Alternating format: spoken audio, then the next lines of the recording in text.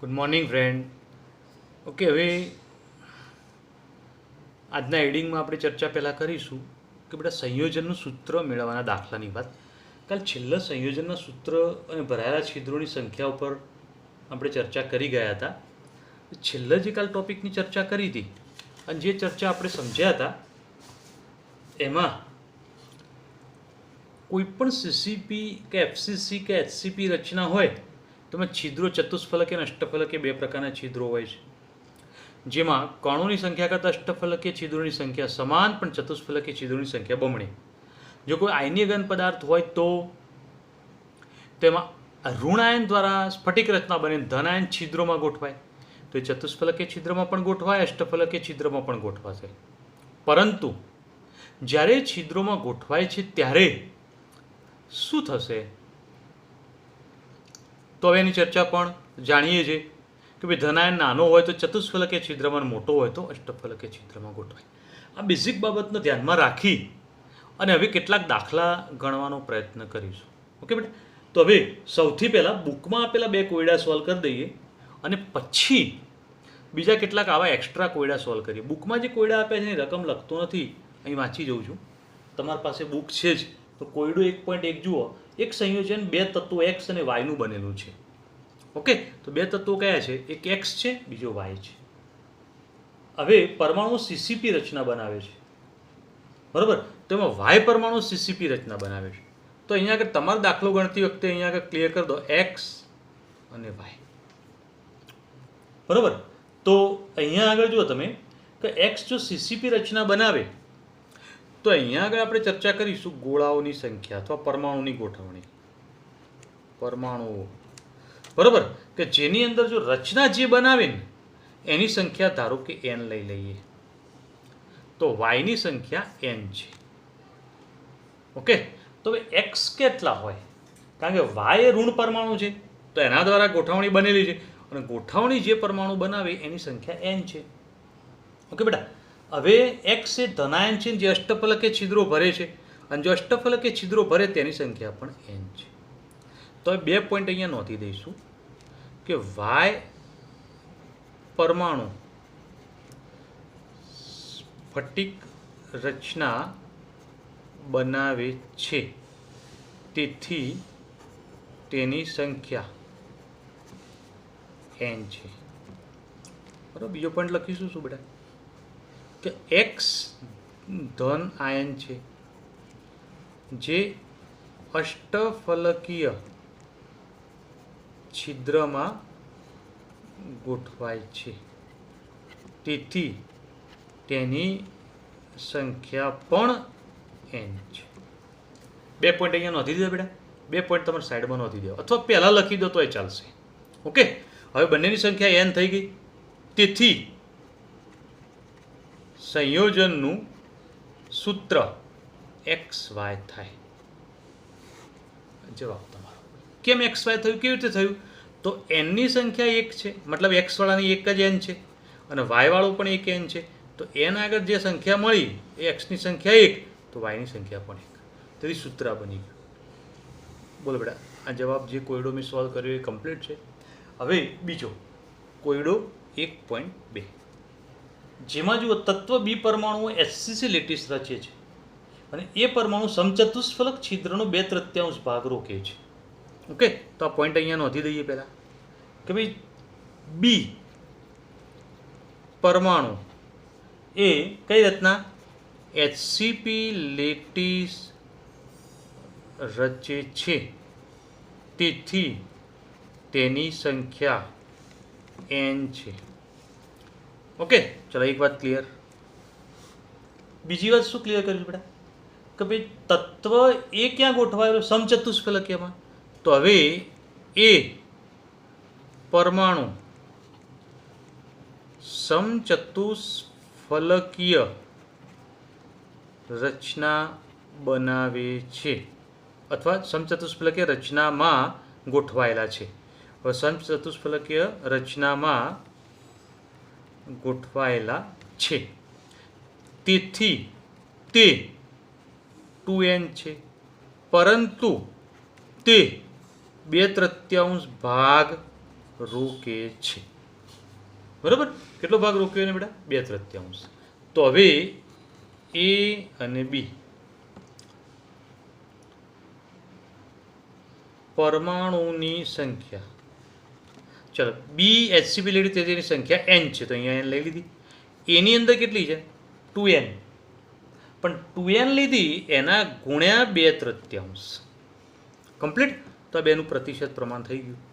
તો એનો મતલબ કે હવે જુઓ તમે 4n/3 બરાબર. હવે આ જે સંખ્યા 4/3 થઈ, 4/3 nનું સંખ્યા કેટલી થઈ? 4/3. પણ એ પૂર્ણાંક સંખ્યામાં લાવવી પડે. પૂર્ણાંક સંખ્યામાં લાવવા માટે શું કરીશું? તો બંને પદને 3 વડે ગુણતા, બરાબર. તો બંનેને 3 વડે ગુણી દઈએ તો 4n, અહીંયા 3n, અહીંયા 3 જતા રહે ને અહીંયા 3 વડે ગુણાય. તો હવે એની સંખ્યા કેટલી થઈ? 4 અને બીની સંખ્યા 3. તેથી સંયોજનનું સૂત્ર A4B3. ઓકે, તો આ તમારો જવાબ. બોલો, જવાબ આવી રીતે ગણી શકો બેટા? તો હવે આપણે આ એક ચર્ચા ક્લિયર કરીએ. બરાબર. હવે થોડી ચર્ચા આગળ વધારીએ અને સમજવાનો પ્રયત્ન કરીએ. તો હવે એક કોયડો હું અહીંયા સોલ્વ કરાવું છું. ઘણા બધા કોયડા આવા સોલ્વ કરીશું બેટા. બરાબર. હવે આજે કોયડા એક્સ્ટ્રા સોલ્વ કરીએ છીએ, એક્સ્ટ્રા પ્રશ્નો છે જે આપણા નીટ માટે પણ કામ આવે, જી માટે પણ કામ આવે, આપણા બોર્ડ માટે પણ કામ આવે. કારણ કે બોર્ડની અંદર પણ આવા પ્રશ્નો પૂછાય છે. ઓકે, તો હવે કોયડો સોલ્વ કરીએ છીએ અહીંયા આગળ, કે જેનો રકમ હું લખી દઉં. ધ્યાન આપજો બેટા. સી પરમાણુ સીસીપી રચના બનાવે છે. ઓકે, જેમાં એ પરમાણુ ચતુષ્ફલકીય છિદ્રનો 1/3 ભાગ અને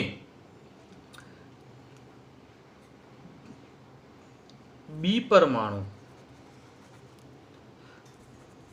અષ્ટફલકીય છિદ્રનો 1/2 ભાગ રોકે છે. તો સંયોજનનું સૂત્ર મેળવો. ઓકે બેટા. તો હવે કેટલા પરમાણુ થઈ ગયા ટોટલ? એ, બી અને સી. કમ્પ્લીટ. આપણી નોંધ અહીંયા લખાઈ જવી જોઈએ. કઈ પહેલા? સી પરમાણુ. તો સી પરમાણુ સીસીપી રચના બનાવે છે, તેથી તેની સંખ્યા n છે. ચલો બીજું. એ પરમાણુ ચતુષ્ફલકીય છિદ્રનો 1/3 ભાગ રોકે છે. બરાબર. તેથી તેની સંખ્યા કેટલી થશે? તો 2n ગુણ્યા 1/3. અને બી પરમાણુ અષ્ટફલકીય છિદ્રનો 1/2 ભાગ રોકે છે, તેથી તેની સંખ્યા કેટલી થશે બેટા? 1/2 n થશે. બરાબર. આ જે બોલ્યા એ બધું અહીંયા આગળ એપ્લાય કરી દઈએ. તો આપણે શું લખીશું? પરમાણુની સંખ્યા. તો એ પરમાણુ માટે કેટલું લખ્યું આપણે? 1/3 ગુણ્યા 2n. બી માટે 1/2 n અને સી માટે n. ઓકે. આને પૂર્ણાંકમાં ફેરવવી હોય તો શું કરીશું? પૂર્ણાંક સંખ્યામાં ફેરવવા માટે વિચારો તમે કે ભાઈ પૂર્ણાંક સંખ્યામાં ફેરવી દેવી છે. તો હવે પૂર્ણાંક સંખ્યામાં ફેરવી દેવા માટે અહીં 3 છે, નીચે અહીંયા 2 છે, તો 3 દુ 6 થાય. દરેક પદને 6 વડે ગુણતા. કમ્પ્લીટ. આને 6 વડે ગુણો તો 4n થશે. આને 6 વડે ગુણો તો 3n. અને 6 વડે ગુણો તો 6n. બોલો કોઈનો પ્રોબ્લેમ? તો હવે તેથી સંયોજનનું સૂત્ર A4B3C6 થશે. હા, આપણો જવાબ. બોલો હવે આવું કોઈ પણ દાખલો ગણવો હોય, આ રીતે જવાબ મેળવવો હોય તો મેળવી શકો ને. તો જે પ્રમાણે લખ્યું છે એ પ્રમાણે આપણે પહેલાં સમજી લેવાનું, પછી એના અર્થે દર્શાવી દેવાનું. છેદમાં જે પદ આવે એના આધારે પૂર્ણાંક સંખ્યામાં ફેરવી દેવાનું, છેદ કાઢી દેવાનું ટૂંકમાં. અહીંયા 3 ને 2 તો 3 દુ 6 લસા નીકળી ગયો. છેદ કાઢવા માટે 6 વડે ગુણ્યા, છેદ નીકળી ગયો. તો હવે એનના જે ગુણક હોય એની સંખ્યા, તો એની સંખ્યા કેટલી? એનનો ગુણક 4. બીની સંખ્યા કેટલી? તો એનનો ગુણક 3. અને સીની સંખ્યા કેટલી? તો એનનો ગુણક 6. તો એની સંખ્યા મળી ગઈ. સંખ્યા મળી, સૂત્ર બની ગયું. બરાબર. તો અહીંયા આગળ બહુ સરળતાથી આવા દાખલા ગણી શકાય. આવા બીજા કેટલાક દાખલા આપણે ગણવાનો પ્રયત્ન કરીએ અને સમજીએ. ઓકે બેટા. તો બીજી રકમો દર્શાવું. હવે બેટા એક બીજો કોયડો સોલ્વ કરીએ. ગોળા વાય એટલે કે પરમાણુ જ ગણવાના, એબ્સિસ રચના બનાવે છે. ગોળા એક્સ ખૂણા ઉપર છે, જ્યારે ગોળા ઝેડ ફલક ઉપર ગોઠવાતા સંયોજનનું સૂત્ર મેળવવું. તો હવે આખી વાત જે કરી એની અંદર ફલક અને ખૂણાની વાત કરી ગયા. ફલક અને ખૂણાની વાત કરી ગયા તો એની અંદર ગોળા એક્સ છે, વાય છે અને ઝેડ છે. પણ અહીં ક્લિયર કરી દઈશું તેની સંખ્યા. બરાબર. તો ગોળાની સંખ્યા, તો વાય ગોળા એફસીસી રચના બનાવે છે તેની સંખ્યા n છે. બરાબર. હવે એક્સ ગોળા ખૂણા ઉપર છે તેથી તેની સંખ્યા કેટલી છે? n છે. આ કેમ n થઈ ખબર પડી બકા? કારણ કે ખૂણા ઉપર કેટલા ગોળા હોય? 8 હોય અને દરેકની હિસ્સેદારીમાં 1/8 ભાગ આવે. એટલે આપણે અહીંયા આગળ શું થયું? 8 ગુણ્યા 1/8 બરાબર 1 ગોળ. તેની સંખ્યા કેટલી થઈ? n જેટલી થઈ ગઈ. બરાબર. હવે ગોળા ઝેડ ફલક ઉપર છે તેથી તેની સંખ્યા 3n છે. કેમ 3n? 6 ફલક ગુણ્યા 1/3. બરાબર. તેની 3n સંખ્યા થઈ જાય. તો હવે આ કિંમત અંદર મૂકી દઈએ. ગોળાની સંખ્યા, ચલો એક્સ ગોળાની સંખ્યા n જેટલી છે, વાય ગોળાની સંખ્યા કેટલી છે? તો અહીંયા આગળ ક્લિયર કરીએ વાય ગોળાની સંખ્યા પણ n જેટલી છે અને ઝેડ ગોળાની સંખ્યા 3n જેટલી. તેથી હવે તો સીધું જ થઈ ગયું. સંયોજનનું સૂત્ર બરાબર એક્સ વાય ઝેડ 3. એક્સની સંખ્યામાં 1, વાય પણ 1 અને ઝેડની સંખ્યા 3. બોલો આવડી જાય દાખલો? તો એકદમ સરળ અને ઇઝીલી ક્લિયર થઈ જાય એવો એક કોયડો આપણને ધ્યાનમાં રાખો. બરાબર. હવે આના જ જેવો એક બીજો કોયડો સોલ્વ કરાવું, ધ્યાન આપજો. હવે બેટા એક બીજો કોયડો સોલ્વ કરીએ. જોજો. એ પરમાણુ સીસીપી રચના બનાવે છે. બી પરમાણુ ખૂણા પર છે જેમાં 1 પરમાણુ ઓછો છે. સી પરમાણુ ફલક પર છે જેમાં 2 પરમાણુ ઓછા છે. તો સંયોજનનું સૂત્ર મેળવો. બરાબર. તો અહીંયા આગળ પહેલાં એની માહિતી ક્લિયર કરી દઈશું.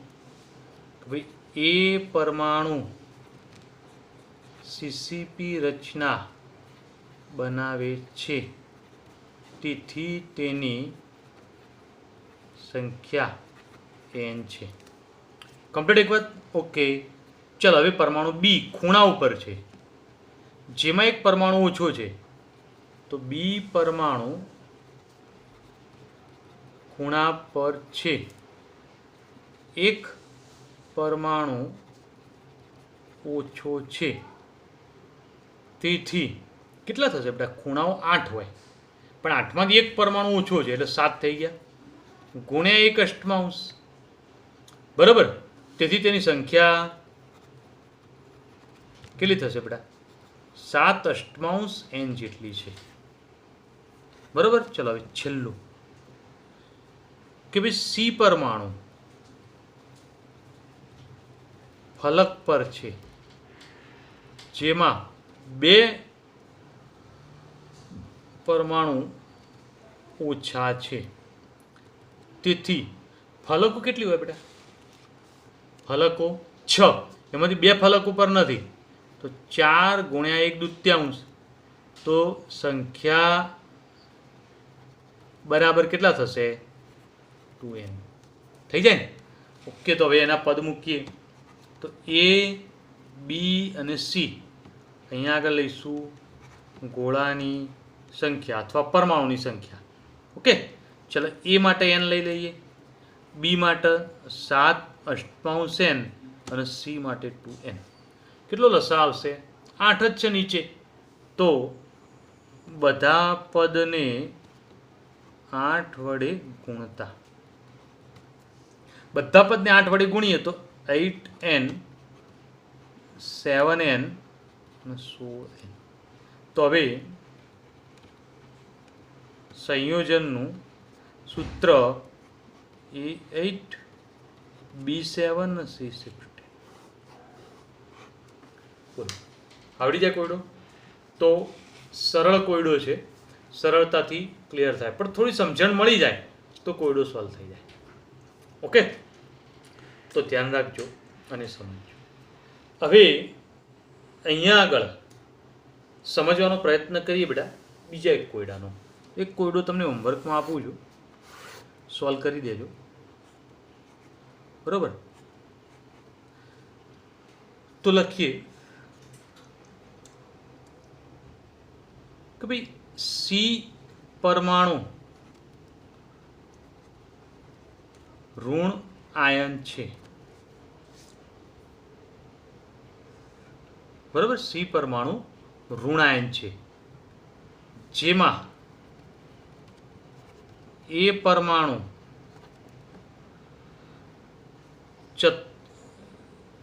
ચતુષ્ફલકીય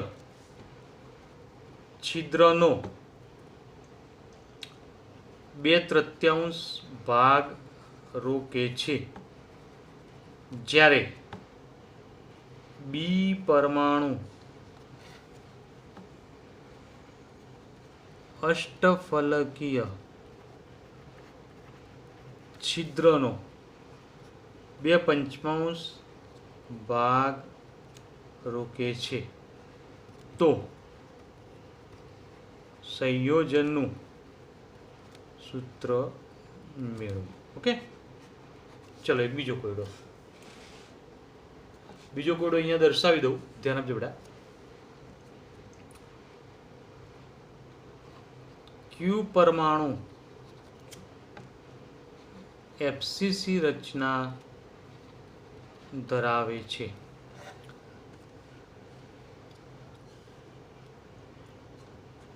બરોબર? હવે ધ્યાન આપો બેટા કે આની અંદર ખૂણા ઉપર P પરમાણુ છે, જે ખૂણા ઉપર P પરમાણુ જેમાંથી 2 ઓછા છે. બરોબર? હવે R પરમાણુ ફલક પર છે, જેમાંથી 1 ઓછો છે. તો સંયોજનનું સૂત્ર મેળવો. બરાબર? તો આ કોયડો અને ઉપરનો કોયડો બે હોમવર્કમાં સોલ્વ કરી દેજો. ઓકે બેટા? તો હોમવર્કમાં 2 કોયડા આવશે, ધ્યાન રાખજો. તો આવા કોઈ પણ દાખલા બનતા હોય તો તમે સોલ્વ કરી શકશો અને ક્લિયર કરી શકશો. હવે થિયરિકલ રીતે ઇમ્પોર્ટન્ટ પોઈન્ટ, તો 2 થિયરીઓ બહુ અગત્યની છે, એવી થિયરીની ચર્ચા આપણે અહીંયા આગળ કરીશું અને સમજીશું. ધ્યાન આપજો. હવે બેટા એક પ્રશ્ન થિયરિકલ ચર્ચા કરીશું. ઇમ્પોર્ટન્ટ પ્રશ્ન છે, થિયરિકલ તૈયાર કરવાનો છે. મારા પેમ્પલેટમાં પણ મેં કહેલું જ છે કે સ્ટાર કરેલા પ્રશ્નો તમારે તૈયાર કરવાના. ઓકે બેટા? હવે જુઓ, ચતુષ્ફલકીય છિદ્રો દર્શાવવા. હવે કોઈ એકમ કોષ હોય અથવા કોઈ એક રચના આપણે દર્શાવીએ તો તો લેટિસ રચનાની અંદર છિદ્રો બે પ્રકારના હોય, ચતુષ્ફલકીય અને અષ્ટફલકીય. તો અત્યાર સુધીમાં આપણે જે દાખલા ગણ્યા એમાં એક વાત જોઈ ગયા હતા કે ગોળાની સંખ્યા જો n હોય તો ચતુષ્ફલકીય છિદ્રોની સંખ્યા આપણે 2n લઈએ છીએ. ક્લિયર છે? અને અષ્ટફલકીય છિદ્રોની સંખ્યા n જેટલી જ લઈએ છીએ. બરાબર? તો ચતુષ્ફલકીય છિદ્રોની સંખ્યા ગોળાની સંખ્યા કરતાં બમણી લઈએ છીએ. તો કેમ લઈએ છીએ તો એ સમજવા માટેની આ થિયરી છે, ધ્યાન આપવાનું. તો ચતુષ્ફલકીય છિદ્રોની સંખ્યા દર્શાવવી અથવા એની સંખ્યા ક્લિયર કરવી. બરાબર?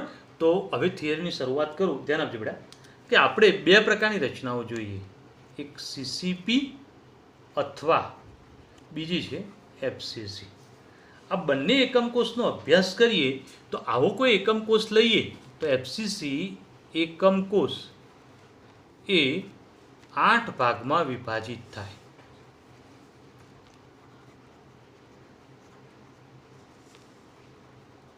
હવે 8 ભાગમાં વિભાજિત કઈ રીતે? તો અહીંયા આગળ એક ભાગ હું દોરું રેડ પેનથી, એટલે તમારે 8 ભાગ તરત મગજમાં આવી જશે. આખી રચના મેં જે દોરી, આવી રચના આગળ મેં દોરી દીધેલી બેટા, એટલે આ વખતે મેં સીધી દોરીને જ રાખી છે, એટલે દોરવાનો ટાઈમ બગાડતો નથી. બરાબર? આગળ એકવાર દોરી જ છે, કન્ફ્યુઝન લાગે તો આગળનો વિડીયો એકવાર રિપીટ કરીને જોઈ લેજો. આ રચના કેવી રીતે દોરાય એ તમને ખ્યાલ આવી જશે. બરાબર? હવે જુઓ, હું જ્યાં જ્યાં રેડ ભાગ અને એને ડાર્ક કરતો જાઉં એ ભાગ ઉપર તમારે કોન્સન્ટ્રેટ કરવાનું છે. ઓકે? તો અહીંયા આગળ જોતા જજો, જ્યાં જ્યાં રેડ ભાગ દર્શાવું છું એને ડાર્ક કરતો જાઉં છું, તમારે ત્યાં ભાગમાં કોન્સન્ટ્રેટ કરવાનું છે.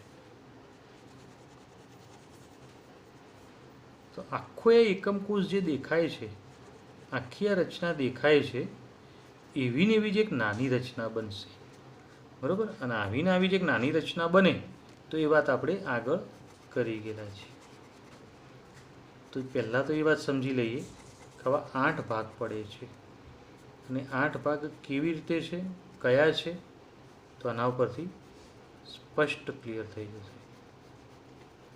ઓકે? તો હવે આ રચના ધ્યાનથી જુઓ તો શું દેખાય છે બેટા? એક સમઘન દેખાય છે.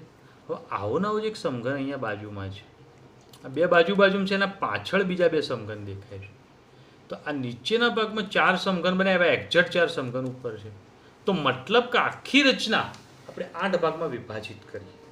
હવે જો આને સીસીપી અથવા એફસીસી રચના કહીએ તો એની રચનામાં ગોળાઓ ક્યાં ગોઠવાયા હોય? તો યાદ કરો બકા, આ રચનાની અંદર ગોળાઓની ગોઠવણી એટલે ફલક કેન્દ્રિત રચના છે એફસીસી એટલે. અને જો ફલક કેન્દ્રિત હોય તો ગોળાઓ 8 ખૂણા ઉપર 8 હોય, અને દરેક ફલકના મધ્યમાં, ક્યાં બોલે આપણે? 8 ખૂણા ઉપર 8 અને દરેક ફલકના મધ્યમાં. તો એ વાત હું અહીંયા આગળ દર્શાવી દઉં છું, તમે ધ્યાન કેન્દ્રિત કરતા જજો અને ક્લિયર કરતા જજો. ઓકે બેટા? તો અહીંયા આગળ ધ્યાન આપજો, 8 ખૂણા ઉપર 8 તો પહેલાં દર્શાવી દઈએ.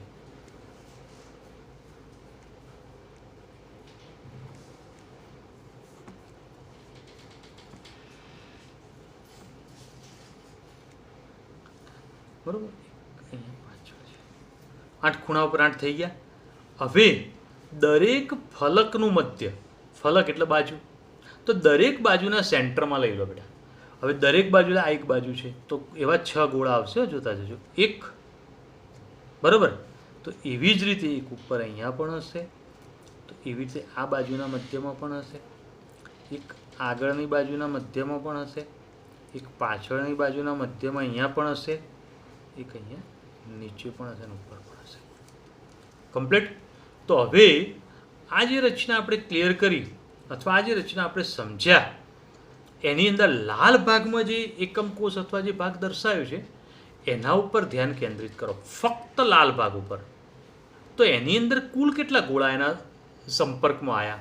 તો એની અંદર લાલ ભાગ સાથે સંકળાવાય એટલા ગોળા ધ્યાનમાં લઉં છું, બધા નહીં. ઓકે? તો એક ગોળા જોતા જો, ડાર્ક કરતો જઉં છું. મતલબ આપણે એક જ એકમ કોષની ચર્ચા કરીએ છીએ, ફક્ત એક જ એકમ કોષ. બરાબર? અને એક જ એકમ કોષની અંદર એના ગોળાઓ જે સંપર્કમાં આવે આટલા આવ્યા. બરાબર? અને જો આટલા ગોળાઓ સંપર્કમાં આવતા હોય તો હવે આ ગોળાઓને જોડી કાઢીએ. ગોળાઓને જોડી દઈએ એટલે તો અહીંથી જોડો, આ પેનથી અહીંયાથી હું જોડું, એક જોડાણ કર્યું બેટા. સેમ રીતે આવું બીજું જોડાણ અહીંથી, ઓકે, ચલો અહીંથી અહીંયા જોડી દીધું, થોડો ભાગ ડાર્ક કરી દો, કમ્પ્લીટ. હવે આના અહીંથી જોડી દઉં છું, તો સેમ રીતે અહીંયા જોડી દઉં. ચલો, અને આ બે ગોળાઓને પણ સામસામેથી જોડી દઉં. આ ગોળો ત્યાં આગળ કોઈ હિસ્સેદારી નહીં દર્શાવતો, તો પાછળના ભાગમાં છે આ ગોળો. આ ગોળો પાછળ છે, વચ્ચે ક્યાંય આવતો નથી, ધ્યાન રાખજો. તો કેટલા ગોળા ટોટલ આવ્યા? 4 છે. હવે આ ગોળા જે પાછળવાળો ગોળો છે ને અહીંયા જોડી દઉં. તો 4 ગોળાઓને આપણે જોડી દીધા, તો આ રચના જે બની ગઈ એક ચતુષ્ફલકીય છિદ્ર બની ગયું. શું બની ગયું બેટા? તો આવું એક ચતુષ્ફલકીય છિદ્રની રચના બની ગઈ. તો આ ચતુષ્ફલકીય છિદ્ર કેટલા હિસ્સામાં બન્યું? તો આવા સમઘનની અંદર ખૂણા ઉપર અને ત્યાં આગળ કેવી રીતે જોડ્યા આપણે? ફલક ઉપર. તો આના જે ખૂણાઓ છે એમાં કયા ખૂણાઓ લીધા આપણે હવે ધ્યાનમાં? તો થોડું ધ્યાન આપજો બેટા, કે એકાંતરે રહેલા ખૂણાઓ, બધા નહીં, એકાંતરે વાળા. જુઓ, આ સમઘન જે લાલ કલરનો દેખાય છે એની અંદર આ જગ્યાએ ખૂણા ઉપર ગોળો છે, બરાબર? તો આ ખૂણા ઉપર નથી, તો આ ખૂણા ઉપર છે, તો આ ખૂણા ઉપર નથી, અહીંયા છે, અહીંયા નથી, તો અહીંયા છે ને અહીંયા છે. કમ્પ્લીટ. તો હવે આ જ રચના જે નાનો ભાગ છે મેં અહીંયા દર્શાવી દીધો છે, અને એ જ નાનો ભાગ જો હું ત્યાં દર્શાવું તો હવે આખી રચના જે છે એને સમજવાનો પ્રયત્ન ફરતી કરજો. ઓકે બેટા? તો હવે જુઓ કે ગોળાઓ ક્યાં ગોઠવાયા છે. તો ગોળાઓની ગોઠવણી જે છે એ પ્રમાણે જોતા જઈએ તો એક ગોળો અહીંયા છે. કમ્પ્લીટ. ચલો, એક ગોળો અહીંયા છે, એક ગોળો અહીંયા છે, અને એક ગોળો અહીંયા છે. આ ગોઠવણી તમે થોડી ધ્યાનથી જુઓ ને તો શું દેખાય બેટા? આ ખૂણા ઉપર છે, તો આ ખૂણા ઉપર નથી, તો અહીંયા છે, તો અહીંયા નથી, અહીંયા છે, અહીંયા નથી, અહીંયા છે, અહીંયા નથી, તો અહીંયા છે, અહીંયા નથી, તો અહીંયા છે. મતલબ એકાંતરે થઈ ગયું. ટૂંકમાં બીજી રીતે ક્લિયર કરવું હોય તો એક જુઓ કે આ ભાગ આખો ઉપરનો ભાગ છે, આ ભાગ નીચેનો છે. દેખાય? તો આ ઉપરનો ભાગ ના નીચેનો ભાગ. તો ઉપરના ભાગમાં સામસામેના બે ખૂણા ઉપર લીધા, તો નીચેના ભાગમાં સામસામેના બે ખૂણા ઉપર. તમે આની જગ્યાએ ઊંધું કરી શકો. ઉપરના ભાગમાં આ બે ખૂણા લીધા, એની જગ્યાએ આ બે ખૂણા લઈ શકો, તો નીચેના ભાગના આ બે ખૂણાની જગ્યાએ આ બે પણ લઈ શકો છો. કોઈ પણ પસંદ કરી શકો. હવે આને જોડી દઈએ.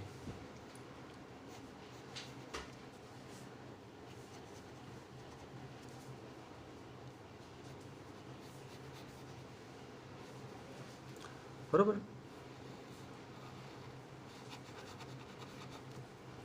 તો એ રીતે અહીંયા પણ જોડી દઈએ, અને આ બેને પણ જોડી.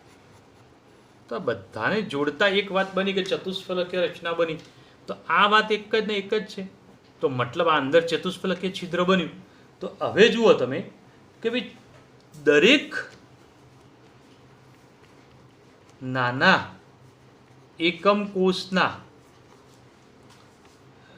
એકાંતરે ખૂણા ઉપર ના પરમાણુઓને જોડતા ચતુષ્ફલકીય રચના બને છે. મતલબ કે ચતુષ્ફલકીય રચના બની, બરાબર? હવે આવા એક નાના સમઘનમાં એક ચતુષ્ફલકીય રચના બને. તો મને કહો કે આવા નાના સમઘન એક છે, એવા કેટલા સમઘન છે? આવા 8 છે. તો આવા નાના 8 સમઘન છે.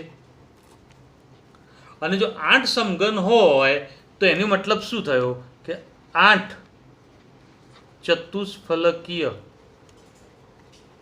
છિદ્રો બને છે. તો આ એક છિદ્ર બન્યું, એવું બાજુમાં બીજું બને, પાછળ એક બને, તો આના પાછળ એક બને, તો એ રીતે 4 નીચે તો 4 ઉપર. તો ટોટલ છિદ્રો કેટલા બન્યા બેટા? 8 છિદ્રો બન્યા.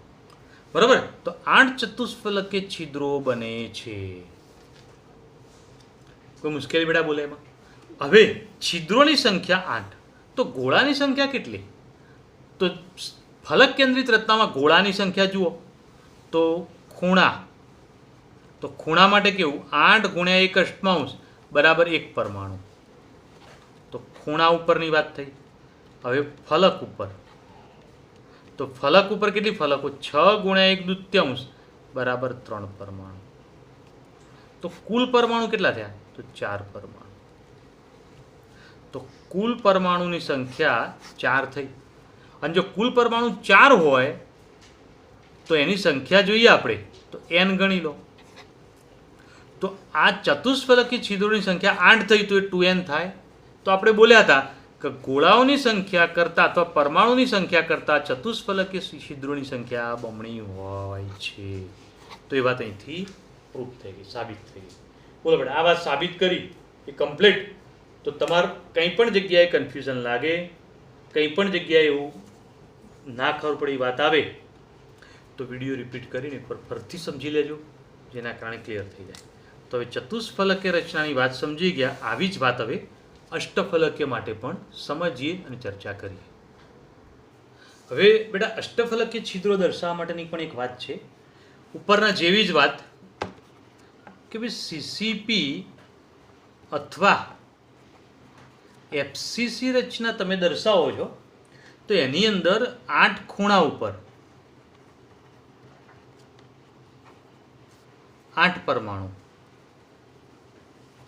અને 6 ફલક ઉપર 6 પરમાણુ ગોઠવાયેલા હોય છે. તો જે બોલે એ પહેલાં દર્શાવી દઈએ. 8 ખૂણા ઉપર 8.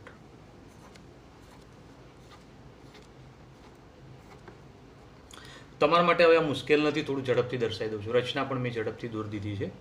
અને ફલક ઉપર એક બાજુ ઉપર, સામેની બીજી બાજુ, એક બાજુ ઉપર, એક નીચે અને એક આગળની ને એક આ બાજુ પાછળ. દોરાઈ ગયા બેટા? હવે અહીંયા આગળની ચર્ચા કરીએ કે જો ફલક ઉપરના 6 પરમાણુને જોડી દેવામાં આવે, આપણે કયા પરમાણુ જોડવા? ફક્ત ને ફક્ત ફલક ઉપરના 6 પરમાણુ, બીજા બધા નહીં. તો ફલક ઉપરના 6 પરમાણુને જોડી દેવામાં આવે તો એકમ કોષના મધ્યમાં એક અષ્ટફલકીય છિદ્ર બને. તો આપણે શું કરીએ? ફલક ઉપરના 6 પરમાણુ જોડતા મધ્યમાં એક અષ્ટફલકીય છિદ્ર મળે છે.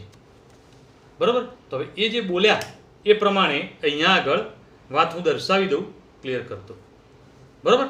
તો ફલકના મધ્યવાળા એટલે કયા ગોળાઓ જોઈ લો. એક તો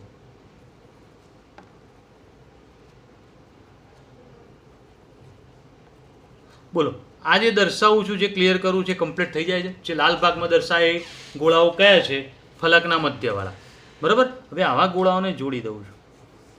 ચલો, અહીંથી આ બેને જોડી દીધા. એવી જ રીતે અહીંથી આ બધાને જોડી દો. પણ એના પહેલાં જુઓ, તમે પહેલાં એક વાત કરી દઈએ કે ભાઈ 4 નીચેવાળાને જોડી દઈએ. 4 નીચેવાળાને જોડી એટલે એક સરસ ચતુષ્કોણ બની ગયેલો દેખાશે. દેખાય છે દોરવા? હવે 4 ઉપર સાથે જોડી દો. એટલે આના ઉપર સાથે જોડી દીધો. હવે આના ઉપર સાથે જોડી દો. દોરવું થોડું સરળ પડી જશે. બરાબર? તો એવી રીતે આના પણ ઉપર સાથે જોડી દઈએ. તો એવી રીતે આના પણ ઉપર સાથે જોડી દો. તો જોડવું થોડું સરળ બનતું જાય છે. હવે આ 4 ગોળાઓને નીચે સાથે જોડી દો. 4 ને નીચે સાથે જોડીએ તો એ પરિસ્થિતિમાં એની ગોઠવણી તમે જો આવી બનશે. આના પણ નીચે સાથે જોડી દો. તો શું દેખાય છે? તો મધ્યમાં એક અષ્ટફલકીય છિદ્ર બન્યું.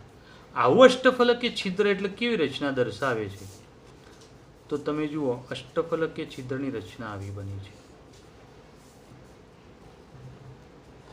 બરોબર? હવે એક ગોળો અહીંયા ઉપર છે. ઉપરનો ગોળો જે છે એની સાથે બધાને જોડી દો. અને સેમ રીતે એક ગોળો અહીંયા નીચે છે, તો એની સાથે પણ બધાને જોડી દો. તો મતલબ આખી અષ્ટફલકીય રચના બની ગઈ. બરોબર? તો મતલબ કે આવું અષ્ટફલકીય છિદ્ર એક મધ્યમાં બની ગયું. આટલા સુધી બધાને ખબર પડી ગઈ બેટા? હવે બીજી એક ચર્ચા આના અંદર જ કરવી છે આગળ. અને ચર્ચા કેવી છે? તો અહીંયા આગળ જુઓ બેટા કે કોઈ પણ એકમ કોષ એમાં ધારોની સંખ્યા કેટલી હોય? તો 12 હોય. ધારોની સંખ્યા કેટલી હોય? 12. તો 12 ધારોની સંખ્યા કેવી રીતે થતી હોય સમજી લઈએ ને ક્લિયર કરી દઈએ. હવે બેટા તમે જુઓ કે આપણે એક વાક્ય બોલ્યા અહીંયા આગળ, શું કે ભાઈ ધારોની સંખ્યા 12 છે, તો 12 ધારો છે. 12 ધારો કેવી રીતે બની? તો ધારો કે આ એક એકમ કોષ છે. આ એકમ કોષની અંદર જુઓ તમે રચનામાં, આ એક ધાર, બીજી ધાર, આ ત્રીજી ધાર, આ બાજુ ચોથી ધાર. ચલો 4 ધારો થઈ ગઈ. એવી રીતે સેમ આ એકમ કોષ લઈ લી તો નીચે 4 ધારો થાય છે. અહીંયા આના ઊંધું કરતો છું તો આ બાજુની પણ 4 ધારો એક્ઝેક્ટ થઈ ગઈ. તો 4 આ બાજુની એક્ઝેક્ટ, 4 આ બાજુની. બીજી ધારો કઈ? તો હવે જુઓ, આ એક ધાર છે. તો એક ધાર જો અહીંયા થતી હોય તો એવી બીજી, ત્રીજી અને અહીંયા ચોથી. તો મતલબ કુલ ધારોની સંખ્યા કેટલી થઈ? 12 થઈ. જુઓ, 4 ઉપરની, 4 નીચેની ને 4 સાઈડની.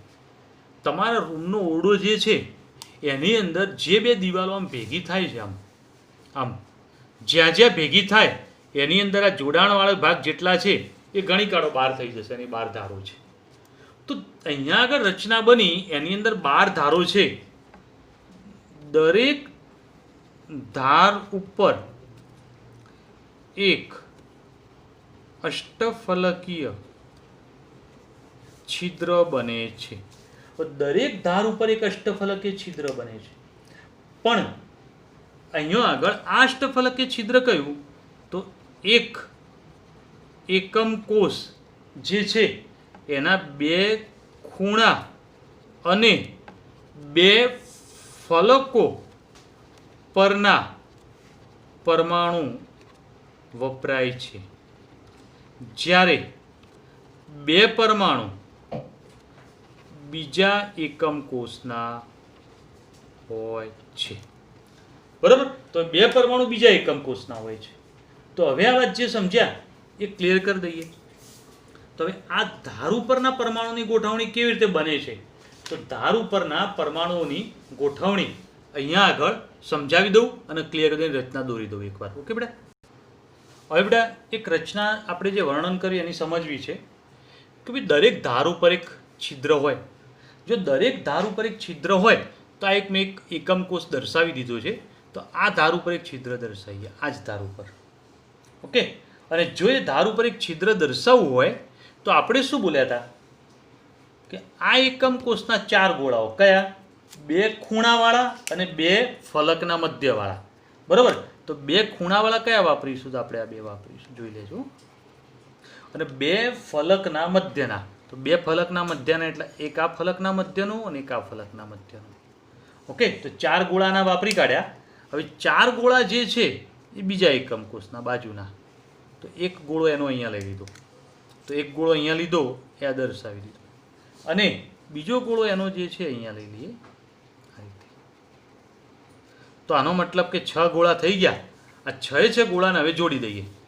પહેલા 4 ગોળા જોડી દો અહીંથી. 1 2 3 અને 4. 4 નીચેવાળા જોડાઈ ગયા. નીચેના 4 જોડાઈ જાય એટલે એક ચતુષ્કોણ બની જશે. અને ચતુષ્કોણના 4 સાથે જોડી દો. આ ઉપરના આ ચતુષ્કોણના 4 સાથે જોડી દઈએ.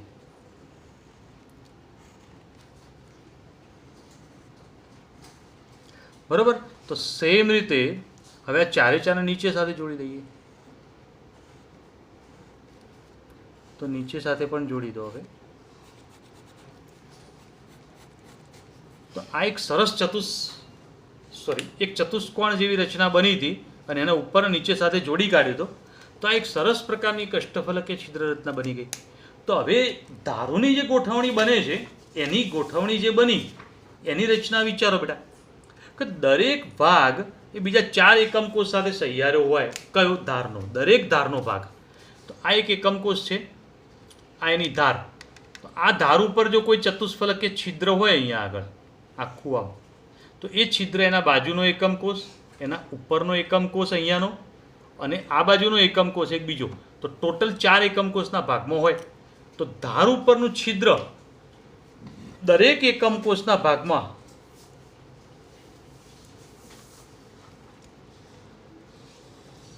એક ચતુર્થાંશ છિદ્ર આવે. અને જો દરેકના ભાગમાં એક ચતુર્થાંશ છિદ્ર આવે તો ટોટલ ધારો કેટલી? તો ધારોની સંખ્યા ટોટલ 12 છે. અને દરેકના ભાગમાં 1/4 હિસ્સેદારી આવે તો 3 છિદ્રો થયા. ઓકે બેટા, તો 3 છિદ્રો થઈ ગયા. તો 3 છિદ્રોની વાત આપણે સમજી ગયા. હવે જુઓ કે અહીંયા આગળ 3 છિદ્રોની વાત આવી ગઈ. એક વાત કરી હતી કે એક છિદ્ર આખું મધ્યમાં, હમણાં જ આગળ દોર્યું હતું, બરોબર. એક છિદ્ર મધ્યમાં અને ટોટલ 12 ધારો ઉપરના છિદ્રો ગોઠવાય તો આટલો હિસ્સો જો આના ભાગમાં આવે તો 1/4 હિસ્સો કહેવાય. તો 12 ધારો ઉપર, દરેક ધાર ઉપર આવું એક છિદ્ર આવે તો 12 × 1/4 3 છિદ્રો, બરોબર. અને મધ્યમાં એક છિદ્ર, તો એક છિદ્ર મધ્યમાં છે તો કુલ છિદ્રો કેટલા થઈ ગયા? 4. તો 4 અષ્ટફલકીય છિદ્રો બન્યા. હવે જુઓ કે આવા જે રચના બનતી હોય એની અંદર ગોળાની સંખ્યા અથવા પરમાણુઓની સંખ્યા કેટલી? તો પરમાણુઓની સંખ્યા બરાબર પણ 4 જ હોય. કેમ? 8 ખૂણા ગુણ્યા 1/8 બરાબર 1 પરમાણુ, બરાબર. ત્યાર પછી ફલક ઉપર તો 6 ફલકો ગુણ્યા 1/2 તો 3 પરમાણુ, તો બરાબર 4 પરમાણુ. ઓકે, તો પરમાણુની સંખ્યા 4 થઈ. તો અહીંયા આગળ પરમાણુની સંખ્યા 4 છે તો છિદ્રોની સંખ્યા પણ 4 છે. તો આપણે શું બોલ્યા હતા? જેટલા ગોળા અથવા પરમાણુ એટલા જ અષ્ટફલકીય છિદ્રો હોય છે. તો અષ્ટફલકીય છિદ્રોની સંખ્યા એના સમાન હોય છે એવું સાબિત થાય છે. બોલો, આખી થિયરી કમ્પ્લીટ ખબર પડી જાય બેટા? તો આ ધ્યાન રાખજો અને આટલું સમજજો. તો બે થિયરીઓ પરીક્ષા માટે ઇમ્પોર્ટન્ટ છે, અગત્યની સમજો. ઓકે, નેક્સ્ટ ચર્ચા આવતા વિડીયોમાં કરીશું. Good day.